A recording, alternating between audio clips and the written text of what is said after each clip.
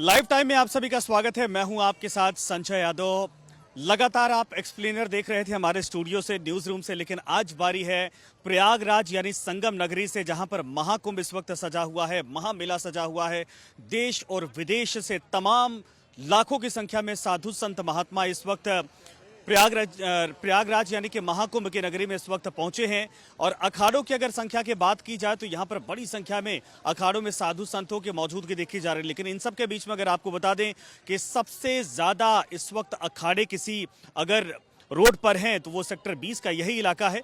मेरे पीछे हम तस्वीरें जो दिखा रहे हैं महात्मा, देखिए आप तमाम चले आ रहे हैं। और मेरे पीछे ये जो इस वक्त डमरू द्वार देख रहे हैं, इस डमरू द्वार से आगे जाएंगे और इसके इधर जहां इस वक्त मेरी मौजूदगी है, इस पूरे इलाके में जो 13 देश के बड़े अखाड़े हैं इस वक्त मौजूद हैं। अखिल भारतीय अखाड़ा परिषद के अंदर सभी आते हैं, लेकिन इन अखाड़ों का अपना व्यवहार, अपना नेचर होता है। सभी भगवान शंकर के पुजारी होते हैं। महाकुंभ की धरती में, महासंगम में स्नान करने के लिए साधु महात्मा इस वक्त पहुंच रहे हैं। लेकिन अगर इन अखाड़ों का जिक्र किया जाता है तो कौन कौन से अखाड़े हैं, एक एक करके मैं आपको बताता हूं। 13 अखाड़े देश भर में हैं। कहा जाता है कि आदि गुरु शंकराचार्य की तरफ से 4 जो पीठ हैं जो हमारी पूरी हैं उनकी स्थापना की गई थी। इन सब के अलावा अखाड़ों की स्थापना की गई थी। और अखाड़ों में होता क्या था कि जब धर्म पर कोई आघात आता था, उस दौर में कहा जाता है कि उस दौर में बौद्ध धर्म बहुत तेजी से आगे बढ़ता जा रहा था। इस्लाम उस वक्त भारत में एंट्री कर रहा था और इनको रोकने के लिए आदि गुरु शंकराचार्य की तरफ से मठों की स्थापना की गई थी, पीठों की स्थापना की गई थी। चारों पूर्व, पश्चिम, उत्तर, दक्षिण चारों दिशा में हमारे पीठ स्थापित किए गए थे। उसके बाद अखाड़ों की स्थापना की गई थी। अखाड़ा शब्द कहाँ से आता है? दरअसल अखाड़ा शब्द आता है जैसे पहलवानी वाला अखाड़ा होता, उसी तरीके से, यानी आदि गुरु शंकराचार्य ने जब अखाड़ों की स्थापना, पीठों की स्थापना की थी, उसमें जो आक्रांता थे उनको रोकने के लिए अखाड़ों में तमाम साधु संत जो पहले अस्त्र शस्त्र के साथ भी रहा करते थे और वो सनातन संस्कृति को, सनातन परंपरा को एक तरह से सुरक्षित करने का काम किया करते थे।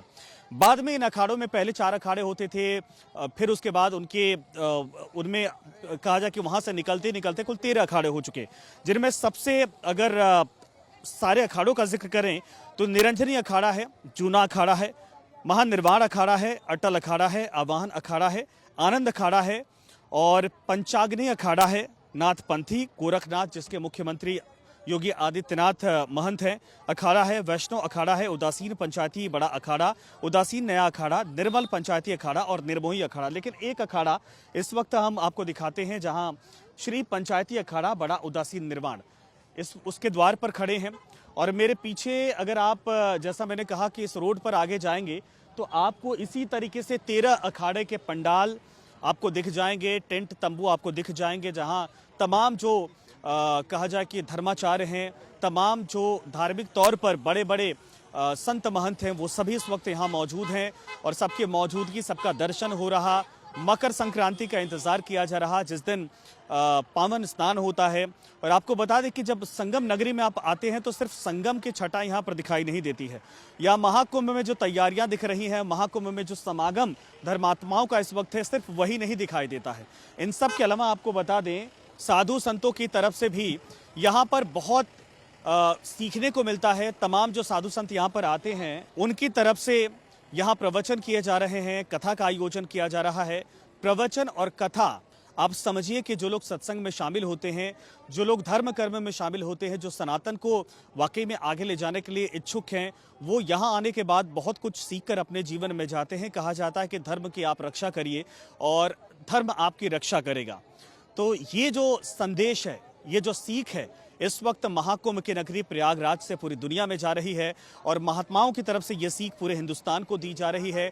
आज की युवा पीढ़ी को बहुत कुछ सीखने को मिल रहा है। 12 साल में एक बार महाकुंभ का आयोजन किया जाता है, लेकिन यहाँ पर चारों पीठों के पीठाधीश्वर आएंगे, संत महात्मा आएंगे, हमारे शंकराचार्य चारों आने वाले हैं, साथ में 13 जो हमारे अखाड़े हैं, अखाड़ों के प्रमुख, और इसके अलावा अखाड़ों में जो दूसरे सन्यासी हैं, उन सब की यहाँ पर मौजूदगी है। कुल मिलाकर कह सकते हैं कि यह महासंगम सिर्फ लोगों की आस्था की डुबकी का एक केंद्र नहीं बना है, बल्कि संत महात्माओं के इकट्ठा होने का, धर्म संसद का आयोजन होना है। सनातन को आगे बढ़ाने के लिए क्या आगे विचार होना चाहिए, क्या वाकई में पेशकश होनी चाहिए, तमाम बातों का जिक्र किया जा रहा।